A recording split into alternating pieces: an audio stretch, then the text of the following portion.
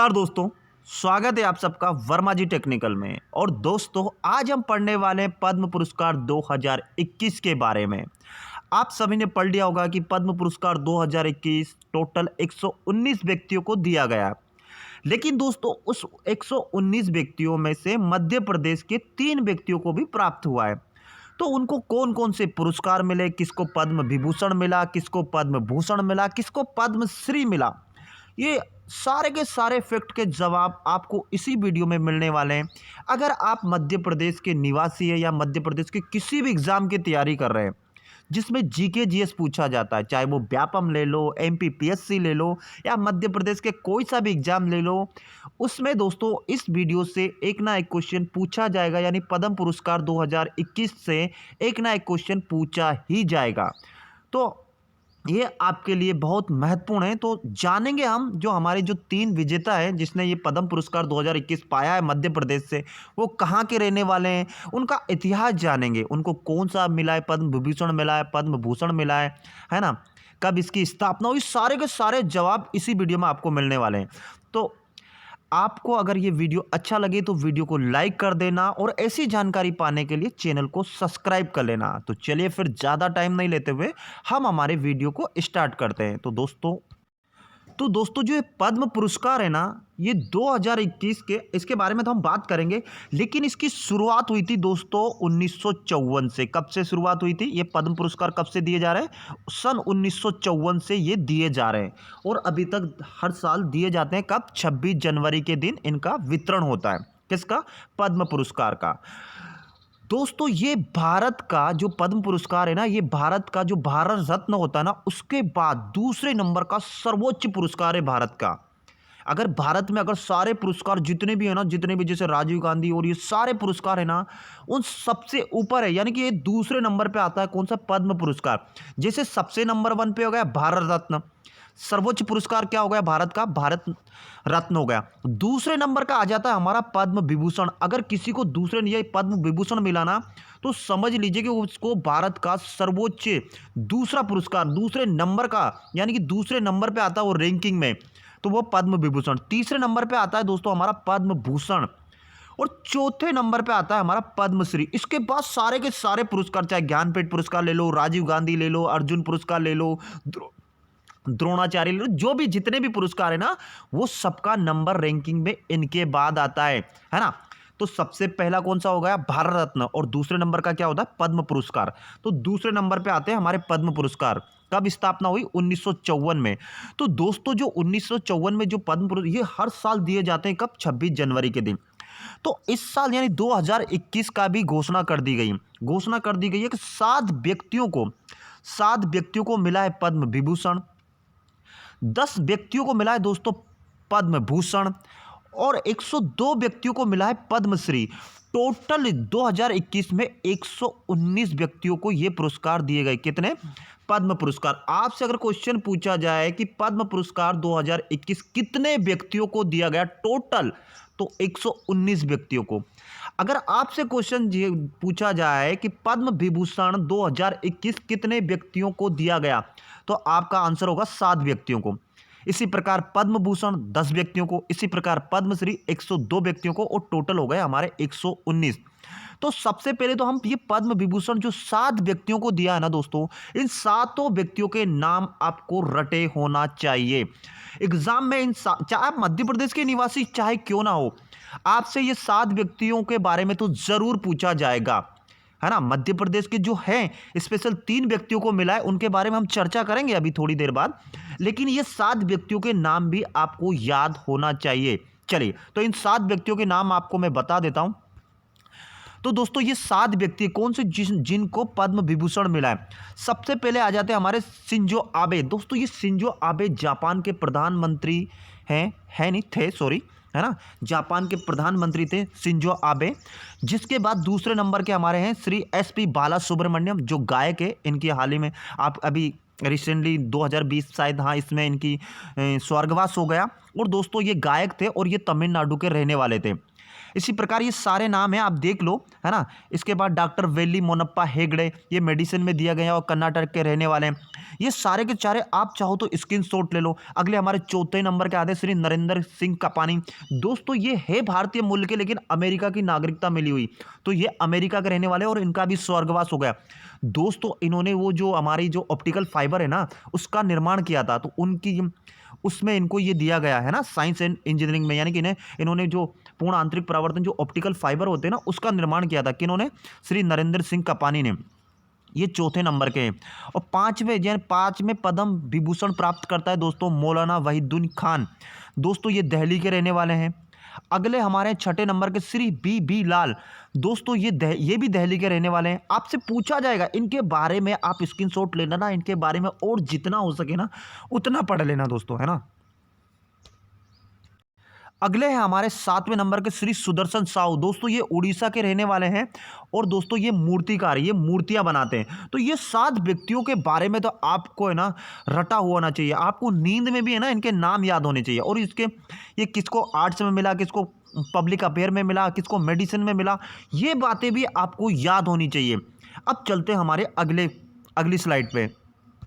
तो दोस्तों जो 119 व्यक्तियों में से मध्य प्रदेश के 3 व्यक्तियों को पुरस्कार मिला है। कितने व्यक्तियों को पद्मश्री पुरस्कार मिला? 3 व्यक्तियों को। पद्म विभूषण दोस्तों मध्य प्रदेश के किसी भी व्यक्ति को नहीं मिला है। पद्म विभूषण जो 7 व्यक्ति थे, जो 7 लोगों को मिला, उसमें मध्य प्रदेश का एक भी व्यक्ति को इसमें पद्म विभूषण नहीं प्राप्त हुआ। लेकिन जो हमारा पद्म भूषण है, जो पद्म भूषण है वो मिला है श्रीमती सुमित्रा महाजन को। और पद्मश्री दिया गया मध्य प्रदेश के 2 व्यक्तियों को, एक का नाम है भूरीबाई और एक का नाम है डॉक्टर कपिल तिवारी। ये 3 व्यक्ति है मध्य प्रदेश के। इन तीनों व्यक्तियों के बारे में आपको पूरी हिस्ट्री मालूम होना चाहिए। श्रीमती सुमित्रा महाजन को तो आप सभी जानते होंगे, नहीं जानते होंगे तो मैं बता देता हूँ। दोस्तों ये सुमित्रा महाजन वही कहाँ की रहने वाली है? हमारे इंदौर शहर की रहने वाली है।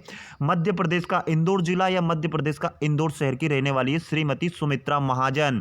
कौन थी ये दोस्तों लोकसभा अध्यक्ष थी। अभी जो ओम बिरला है ना लोकसभा में अध्यक्ष, यानी कि स्पीकर थी ये। कब से? 5 जून 2014 से लेकर दोस्तों 2 जून 2014 से लेकर 5 जून 2014 से लेकर 2019 तक। कब तक? इनका कार्यकाल कितना रहा? 5 वर्षों का। कब से लेके? 2014 से लेकर 2019 तक ये लोकसभा की स्पीकर थी, लोकसभा की अध्यक्ष थी। कहाँ की रहने वाली है? कहाँ की रहने वाली है? मध्य प्रदेश इंदौर की रहने वाली है। सभी जानते होंगे, इनके बारे में ज़्यादा जानने की ज़रूरत नहीं, सबको मालूम होगा। दोस्तों ये 8 बार, कितनी बार? 8 बार जो लोकसभा है ना सांसद रह चुकी है, यानी कि 8 बार चुनाव जीत चुकी है ये। कब? कितनी बार? 8 बार लोकसभा सांसद का चुनाव जीत चुकी है ये। और एक बार तो इनको अध्यक्ष बना दिया गया 5 साल के लिए। कब? 5 जून 2014 से लेकर 2019 तक ये लोकसभा की क्या रही है? अध्यक्ष रही है सुमित्रा महाजन। तो इससे ज़्यादा आपको क्वेश्चन क्या मिला है? इनको पद्म भूषण मिला है। तो मैं थोड़ा सा क्या हुआ, सुमित्रा महाजन कहाँ की रहने वाली है? इंदौर मध्य प्रदेश की रहने वाली है। लोकसभा जो सांसद का जो चुनाव होता वो कितनी बार जीती है? 8 बार जीती है। इनको कौन सा पुरस्कार दिया गया? इनको पद्म भूषण पुरस्कार दिया गया। हो गई बात। तो मध्य प्रदेश के कितने व्यक्तियों को पद्म भूषण दिया गया? तो आंसर होगा 1 व्यक्तियों को। नाम क्या है उनका? श्रीमती सुमित्रा महाजन। समझ में आ गई। अब आ जाते हैं हमारे पद्मश्री से कि पद्मश्री मध्य प्रदेश के कितने व्यक्तियों को दिया गया? तो 2 व्यक्तियों को, एक महिला और एक पुरुष। महिला में भूरीबाई और पुरुष में डॉक्टर कपिल तिवारी। तो भूरीबाई के बारे में थोड़ा सा मैं आपको बता देता हूं, क्योंकि इससे आप क्वेश्चन बनेंगे कि भूरीबाई कहाँ की रहने वाली है, भूरीबाई क्या करती है, ये सारे के सारे क्वेश्चन आपको बनेंगे ही बनेंगे। तो चलते हमारी दूसरी स्लाइड पर, वो बताता हूँ आपको किसके बारे में? भूरीबाई के बारे में। और वीडियो अच्छा लग रहा हो तो लाइक वाइक कर देना यार, है ना। तो भैया ये जो आपको जो ये महिला फोटो में दिखाई दे रही है, ये दोस्तों भूरीबाई। देखो दोस्तों भूरीबाई मध्य प्रदेश के झाबुआ जिले की रहने वाली है। आपसे अगर पूछा जाए कि ये कहाँ की रहने वाली है, तो ये झाबुआ जिले की रहने वाली है। और अंदर घर के घस क्या है, बहुत सारा व्यापम तो है ना, और अंदर घुस के पूछता है। अगर गांव का पूछे तो पिटोल गांव है। पिटोल गांव कहाँ पड़ता है? झाबुआ में पड़ता है। ये वहाँ की रहने वाली और आदिवासी समुदाय से संबंध रखने वाली है भूरीबाई। कहाँ से? आदिवासी, यानी कि पहली आदिवासी महिला है ये। आदिवासी महिला है, कहाँ की रहने वाली है? झाबुआ की रहने वाली है। और गांव का नाम पूछे तो क्या है? पिटोल गांव झाबुआ की रहने वाली है और किस समुदाय से बिलोंग करती है? तो आदिवासी समुदाय से बिलोंग करती है। नाम क्या है? भूरीबाई। दोस्तों ये क्या है? चित्रकारी का शौक रखती है। क्या रखती है? चित्रकारी का शौक रखती है। और खास बात यह कि इन्हें हिंदी बोलना भी नहीं आता ठीक से बेचारे। अब सीधी बात है यार, इतनी पढ़ी लिखी नहीं है तो ठीक है, लेकिन कला को तो सलाम है भाई, है ना। चित्रकारी कोई बोल के तो बनाई नहीं जाती, वो तो हाथ का जादू है। तो ये चित्रकारी की शौकीन है ये।